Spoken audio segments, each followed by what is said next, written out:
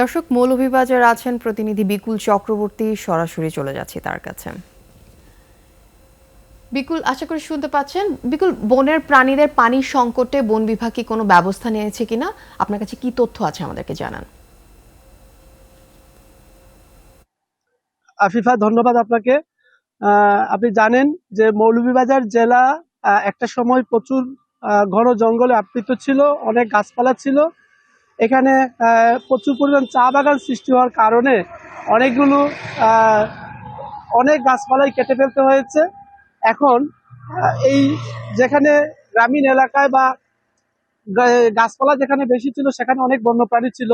সেই বন্যপ্রাণীরা এখন একমাত্র লাওয়াচড়া যে বন আছে সেখানে এসে আশ্রয় নিয়েছে। আর কোনো বনাঞ্চল নেই এই এই এলাকায়। তো এই লাওয়াচড়া বনে যে বন্যপ্রাণীরা আছে তাদের জন্য এই বনের যে তাদের নিরবিচ্ছিন্ন বসবাসের জন্য যে এই বনে যে জিনিসগুলো ছিল একসময়, যে পাহাড়ি ছড়াগুলো ছিল এবং পশু পাখিদের যে খাবারের যে গাছগুলো ছিল, এটি কিন্তু ক্রমশ কমে এসেছে। পাহাড়ি ছড়াগুলো ভরাট হয়ে গিয়ে শুষ্ক মৌসুমে এখানে পানি থাকে না। আরেকটা বিষয় হচ্ছে যে এই বনে অনেক বড় বড় গাছ ছিল একসময়, 100 বছর আগের। সেই বড় বড় গাছের শেকড় কিন্তু পানি ধরে রাখতো। এটি ক্রমাগত অনেকগুলো গাছ কেটে ফেলা হয়েছে। বড় বড় গাছ এখানে নেই বলতেই চলে, অল্প কিছু গাছ আছে। তো যে কারণে শেকড় দিয়ে কিন্তু পানি ধরে রাখে এবং শুষ্ক মৌসুমে যে সেই পানি গাছের শেকড় ছাড়ে, এটা হচ্ছে না।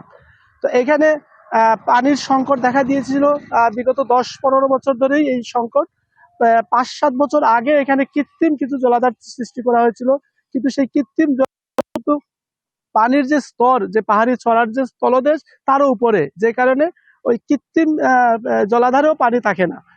তো এই অবস্থায় বন্যপ্রাণীগুলো কিন্তু প্রায়ই করে চলে যায় হচ্ছে লোকালয়ে এবং মানুষের হাতে ধরা পড়ে।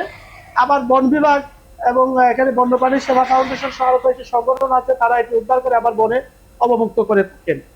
তো এখানে প্রকৃতিপ্রেমী যারা আছেন, তারা বন্যপ্রাণী নিয়ে কাজ করেন, তাদের দাবি হচ্ছে অতি সত্বর এই লাওয়াচড়া জাতীয় উদ্যানের ভেতরের পাহাড়ি চড়াগুলো খনন করা এবং এখানে পূর্ণাঙ্গ পরিকল্পনা করে যেভাবে করা সেভাবে কিছু জলাধার সৃষ্টি করা। তাহলে এই বন্যপ্রাণীদের জন্য একটি তাদের অন্তত এই বনে যে কটা বন্যপ্রাণী আছে তারা বেঁচে থাকবে। আফিফা, এই ছিল আমার কাছে সর্বশেষ। বিকুল, ধন্যবাদ আপনাকে। দর্শক, মৌলভীবাজারের লাওয়াছড়া জাতীয় উদ্যান থেকে আমাদের সঙ্গে যুক্ত হয়েছিলেন প্রতিনিধি বিকুল চক্রবর্তী।